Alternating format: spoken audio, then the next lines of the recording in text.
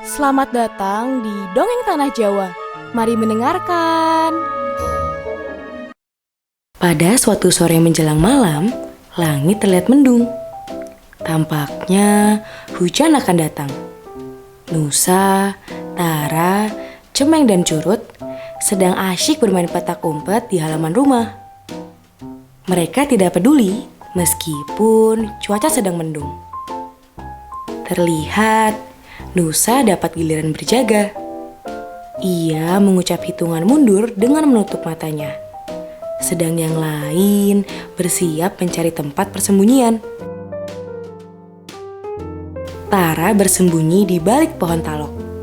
Sedang Cemeng dan Curut berebut tempat di balik semak-semak dekat pagar. 3, 2, 1. Hingga hitungan Nusa hampir selesai, mereka masih saling berdebat. Gubrak! Tampak Curut terjatuh di luar semak-semak. Nusa yang mendengar suara itu langsung menoleh ke arah suara dan mendapati Curut terlentang di rumput. Curut, kena kamu! Curut merasa kesal. Ia kemudian menunjuk tangannya ke arah semak-semak, seakan memberitahu persembunyian Cemeng kepada Nusa. Nusa pun mengangguk dan langsung berjalan menuju semak-semak. Cemeng, kena kamu! Curut tertawa terbahak-bahak, sedang Cemeng terlihat cemberut. Nusa lalu melanjutkan pencarian. Tinggal Kak Tara yang masih dalam persembunyian. Namun, tiba-tiba suara petir menyambar. Nusa, Cemeng dan Curut terbelalak. Kemudian, Kak Tara pun keluar dari persembunyian. Ia ikut ketakutan.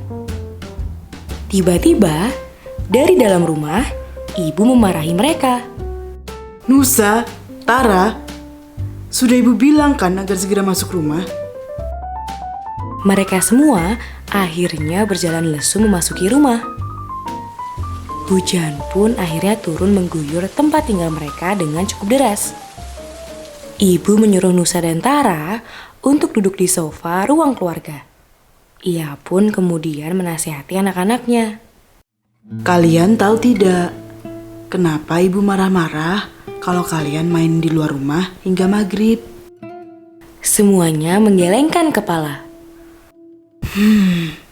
Baiklah, ibu akan menceritakan dongeng yang nantinya bisa membuat kalian berpikir 2 kali untuk bermain di luar rumah sampai maghrib.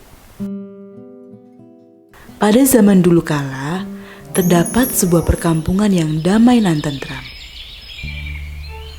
Namun, kedamaian itu mulai terusik ketika seorang pendatang singgah dan tinggal di kampung mereka. Ia adalah seorang nenek tua berbadan bungkuk dengan pakaian yang compang-camping. Ia dikenal sebagai Nenek Pakande. Suatu hari, tersiar kabar mengejutkan. Ternyata, Nenek Pakande adalah sosok siluman yang memiliki kemampuan ilmu hitam yang cukup tinggi. Nenek Pakande tidak suka bertemu dengan orang, kecuali anak-anak. Ia sangat menyukai anak kecil. Ketika anak kecil bermain sendirian, Nenek Pakande akan datang dan menculiknya.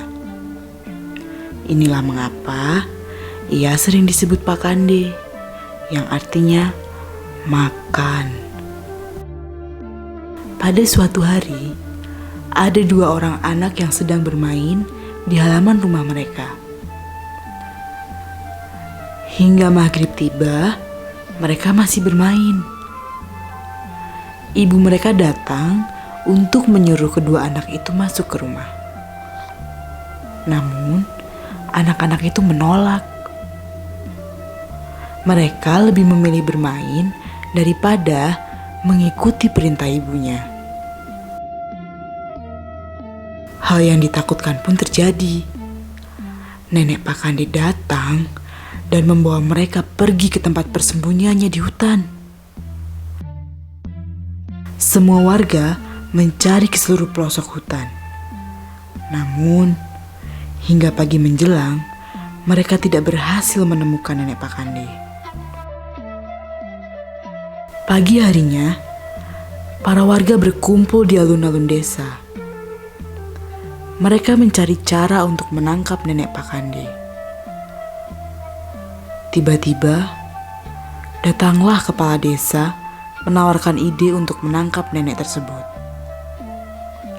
Sore itu, para warga berkumpul kembali di depan rumah kepala desa. Mereka telah membawa beberapa barang yang diminta oleh kepala desa, seperti seember belut, garu, batu, dan kulit rebung.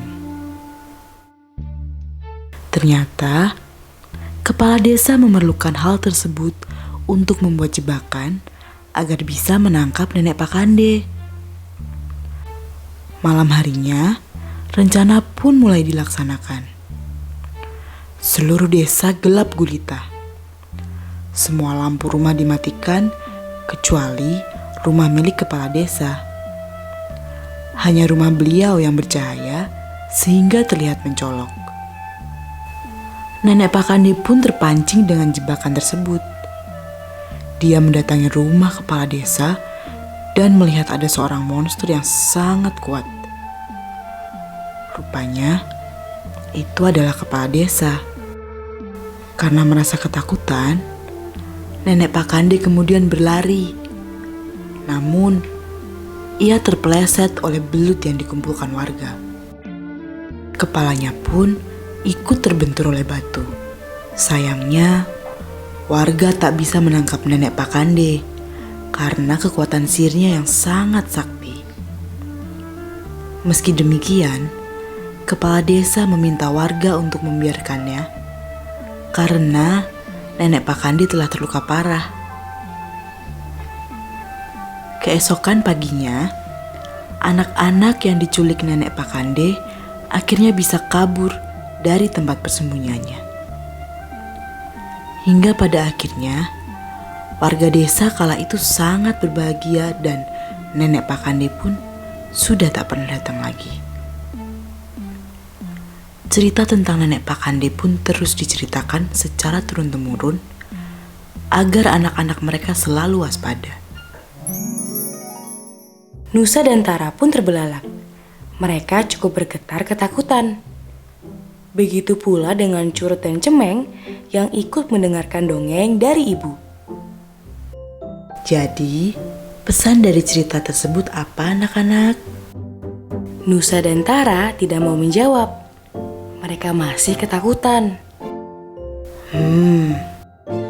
Jadi turutilah kata-kata orang tua ya.